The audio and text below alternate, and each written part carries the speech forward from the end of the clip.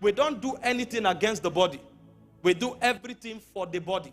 Because the church is the bride of Christ. If you are not a part of the church, you are not a member of his body. So you must believe in the church if you are part of Christ. You know, the Bible speaking in Romans chapter 8, it says, if you do not have the Spirit of Christ, it says you are none of his. And if you have the Spirit of Christ, you must be part of the church.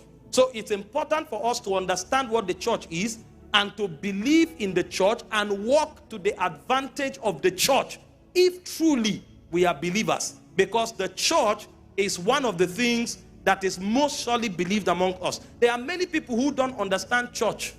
They understand denominations. So they were offended in denominations and they became angry with the church and left the church. You can't leave the church and be part of the body of Christ.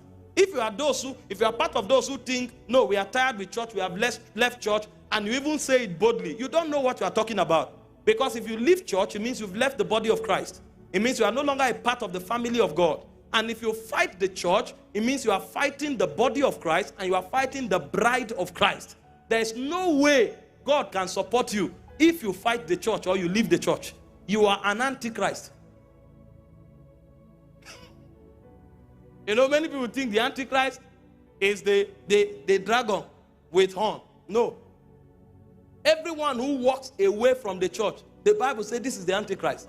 The spirit of the Antichrist is already in this world. He said they were not a part of us. That's why they left. So it is the operation of the spirit of the Antichrist to raise a generation that fights the church. And many people are fighting the church. They think they are doing God a favor. That act suggests, number one, that they don't know what the church is.